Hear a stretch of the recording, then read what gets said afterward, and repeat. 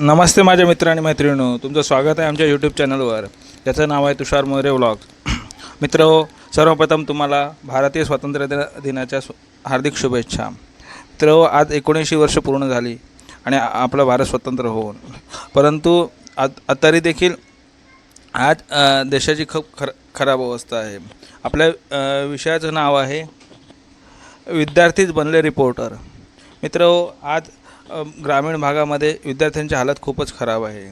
म्हणजे आज त्यांच्या शाळा बघितल्या तर शाळेमध्ये देखील बसायची व्यवस्था व्यवस्थित नाही आहे.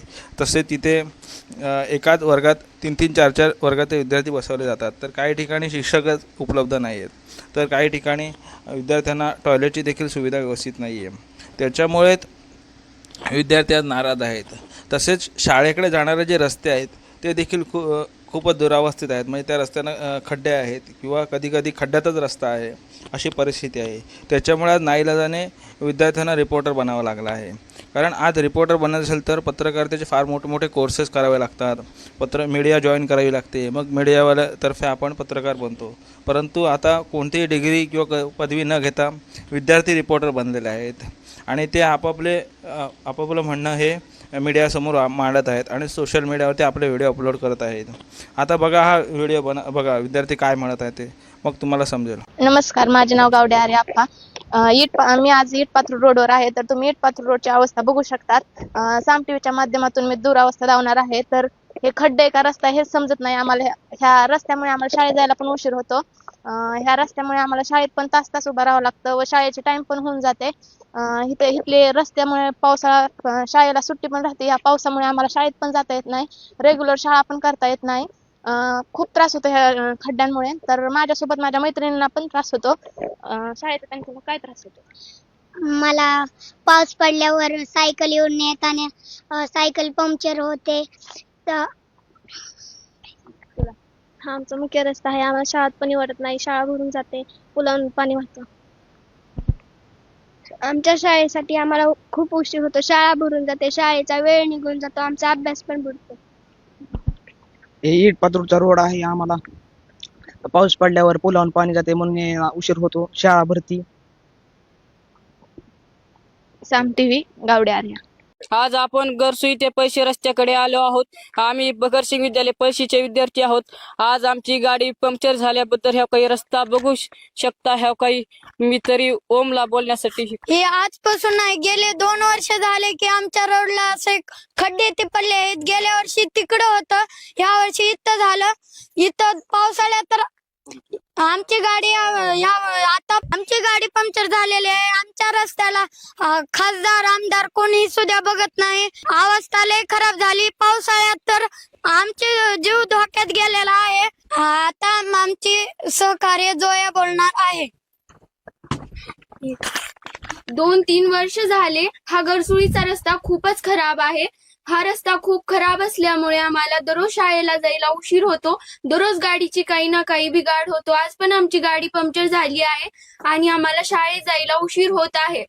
तरी माझी प्रशासनाला विनंती आहे की हा रस्ता लवकरची लवकर नीट करून द्यावा. यामुळे आमच्या शाळेवर खूप वाईट परिणाम होत आहे. आमच्या अभ्यासावर सुद्धा खूप वाईट परिणाम होत आहे.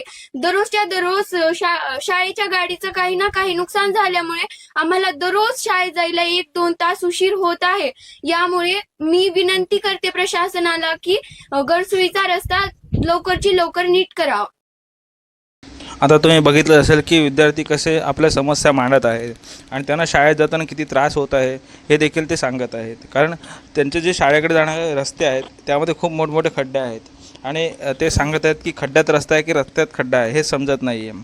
त्याच्यामुळे सरकारने यांच्या विषयाकडे लक्ष दिलं पाहिजे आणि जे आपले शिक्षण मंत्री आहेत त्यांनी देखील याकडे लक्ष दिलं पाहिजे.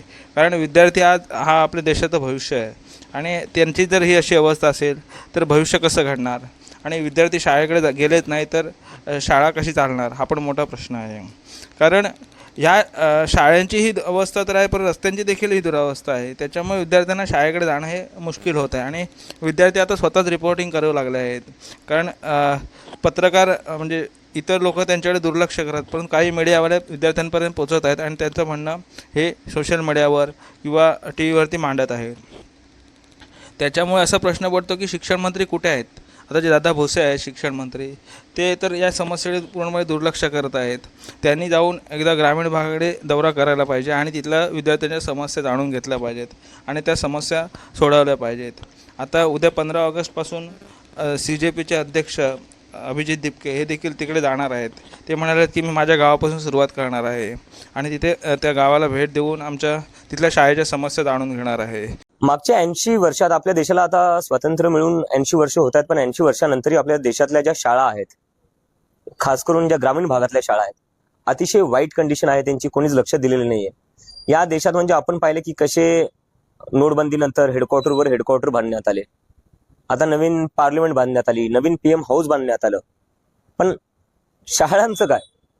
जे ग्रामीण भागातले शेतकऱ्यांचे मुलं असू द्या, मजुरांचे मुलं असू द्या, काय ते या देशाचे भविष्य नाहीये? काय सरकार यांना त्या मुलांना या देशाचं भविष्य म्हणून बघत नाही का? तर कुठं ना कुठं आम्हाला असं म्हणायचं आहे किंवा आम्हाला असं वाटतं की आता 80 वर्ष होत आले, तर या 80व्या वर्षाची सुरुवात जी आपण केली पाहिजे ती ग्रामीण भागातल्या सरकारी शाळांना नीट करून सुधारून केली पाहिजे, कारण की त्याच्याशिवाय आपला देश पूर्णपणे विकसित होऊ नाही शकत, कारण की majority of the India lives in the village. तर तुम्ही त्या मुलांना इग्नोर करून या देशाचा विकास नाही करू शकत.